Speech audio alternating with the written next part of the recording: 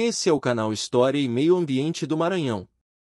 No vídeo de hoje abordaremos a história do transporte coletivo em São Luís e como ele foi impactado pelas diretrizes do Partido Democrático Trabalhista. Até 1966 o principal meio de transporte da capital maranhense eram os bondes. A concessão pertencia à Saelpa, serviço de água, esgoto, luz, tração elétrica e prensa de algodão, criada em 1947. E que sucedeu à empresa americana Ulen.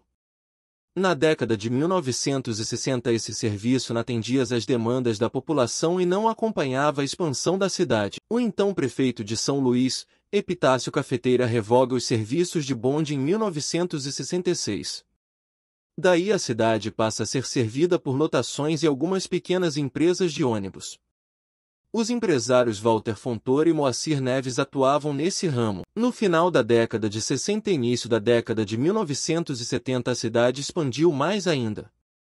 A barragem do Bacanga fez a ligação com o porto do Itaqui. Nesse trecho surgiram várias ocupações, dentre eles o Anjo da Guarda. A ponte do São Francisco ligou a cidade antiga ao outro lado do rio Anil, dando origem ao bairro do São Francisco. Várias empresas surgiram nesse período: São Luís, Cetracol, São Benedito, Taguatur, Alves, Moreno, Primor e Gonçalves. Essas empresas monopolizaram o transporte público na capital maranhense durante vários anos. Ao longo da década de 1970 o transporte coletivo na capital maranhense não atendia a população com qualidade, assiduidade e valores de suas tarifas. E a população conclamava por melhoria no transporte da capital. Em 1979 uma greve de estudantes exigindo a meia passagem fez com que vários ônibus fossem depredados. Os empresários recolheram a frota da capital. Tal evento colocou a polícia na rua. Vários incidentes de agressão a estudantes aconteceram. Foram 6 dias de muita tensão. O então governador João Castelo e o prefeito Mauro Fecuri tiveram que atender à principal reivindicação dos estudantes, que era a meia passagem.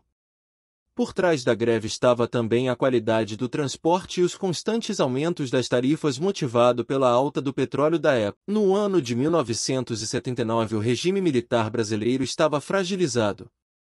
Foi elaborada e sancionada a Lei da Anistia. Vários antigos desafetos do regime voltaram ao país. Dentre eles o ex-governador do Rio Grande do Sul, Leonel Brizola. Leonel Brizola cria o Partido Democrático Trabalhista. Dentre os fundadores desse partido estavam os maranhenses Neiva Moreira e Jackson Lago. Em 1982 Brizola disputa e vence o governo do Rio de Janeiro. A criminalidade e o caos do sistema de transporte era algo comum na antiga capital federal.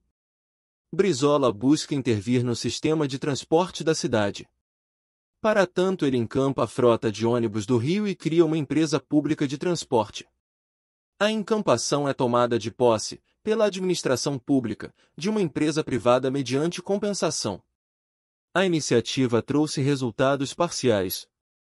Para alguns a encampação redundou ao fracasso pela falta de habilidade da administração estadual. Outros afirmam que foi positiva, pois atuou em um assunto sensível para a população. Um dos empresários afetados pela encampação efetuada por Brizola foi Jacó Barata. Ele era proprietário ou sócio de várias empresas de ônibus no Rio de Janeiro e no Brasil. Ele chegou a ser conhecido como o Rei dos Ônibus. Atualmente, faz parte do seu grupo empresarial a empresa de ônibus Guanabara. O Partido Democrático Trabalhista tornou-se um dos principais do Brasil. Dentre os que mais se destacaram na legenda estava Jaime Lerner. As várias iniciativas de Jaime Lerner estavam as intervenções na mobilidade na cidade de Curitiba, capital do Paraná. Lá estavam vias exclusivas e integração das linhas de ônibus. Esse modelo foi modelo para grande parte do Brasil. O PDT incentivou aos seus governadores e prefeitos seguirem essa forma de sucesso. Jackson Lago foi eleito prefeito da capital maranhense por 3 vezes, além de ter sido governador. A cidade de São Luís tinha um perfil oposicionista, e após a redemocratização a maior liderança política do Maranhão José Sarney não conseguia eleger seus aliados na capital. Na primeira gestão de Lago ele priorizou algumas mudanças no transporte da cidade, porém a rivalidade política a nível estadual inviabilizou algumas medidas e impediu a integração do transporte em seu mandato. Lago conseguiu eleger a sua sucessora, Conceição de Andrade. E em seu mandato o primeiro terminal de integração foi entregue, que foi o da Praia Grande. Dando continuidade à sua força política, Lago sucedeu Conceição de Andrade e volta à prefeitura, e então segue a construção de novos terminais. No meio de seu terceiro mandato ele renuncia para ser candidato ao governo do Maranhão. Seu vice, Tadeu Palácio, conclui o mandato e depois se elege como prefeito e ele conclui os terminais que faltava, Coama, Jardim São Cristóvão, Coab e BR-135. Aproveitando o perfil oposicionista da capital, foi eleito prefeito da capital o ex-governador João Castelo. Ele tinha uma concepção para a mobilidade urbana da capital que seria a introdução de veículo leve sobre trilho.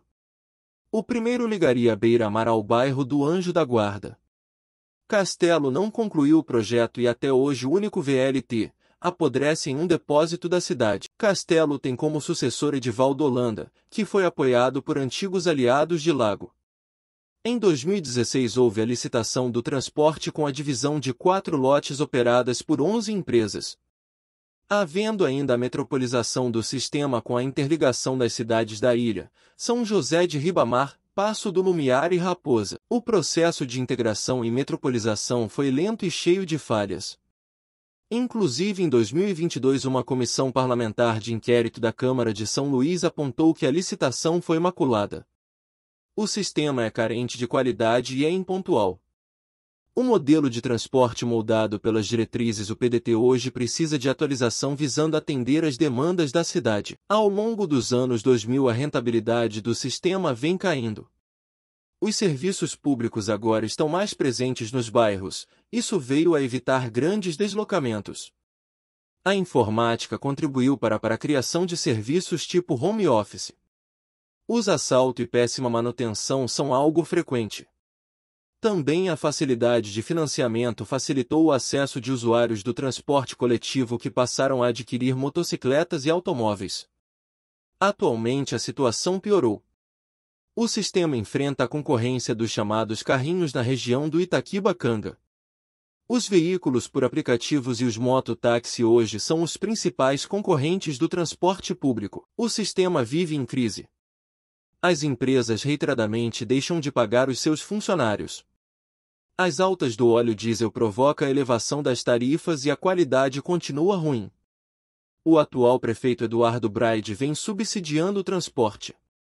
E pior ainda, não outra alternativa para o transporte de massa a curto e longo prazo. Se gostou, curta e compartilhem.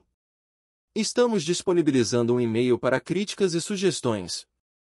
Visite a nossa página na internet, onde estão nossos textos e vídeos na descrição abaixo.